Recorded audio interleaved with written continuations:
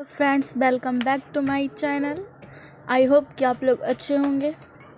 आज हम पढ़ने वाले हैं प्राचीन भारत के फर्स्ट चैप्टर पाषाण काल के बारे में।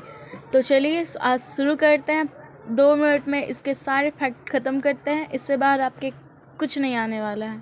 तो चलिए पढ़ते हैं। पाषाण काल, जिसे हम स्टोन एज के नाम से भी जानते हैं। पाषाण काल को 3 भागों में बांटा गया: पूरा पाषाण काल, मध्य पाषाण काल और नव पाषाण काल।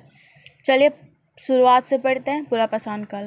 पूरा पाषाण काल का काल 20 लाख ईसा पूर्व से लेकर 12,000 ईसा पूर्व तक है। इसे इतिहास का प्रारंभिक समय कहा जाता है, मतलब इतिहास की शुरुआत इसी काल से होती है। इस समय के लोग बड़े बड़े पत्थर का इस्तेमाल करते थे। इस समय के खाना बदूसी थे, मतलब जानवरों को मारकर खाते थे। इसी समय आग की खोज हुई थी। ये बहुत इंपॉर्टेंट क्वेश्चन बन जाता है।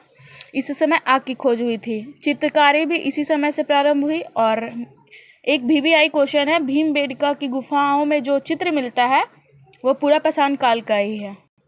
दूसरा है मध्य पाषाण काल। इसका समय काल है 12,000 ईसा पूर्व से लेकर 10,000 ईसा पूर्व तक।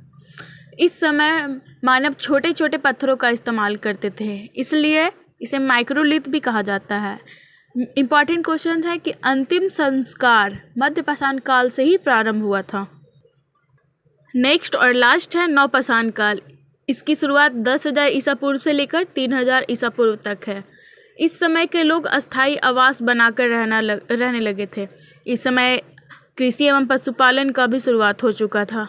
इसी समय पहिए की खोज हुई तथा मनका की खोज हुई। ये बहुत इंपॉर्टेंट क्वेश्चन है लोग कि पहिए की खोज और मनका की खोज नव पाषाण काल में हुई है।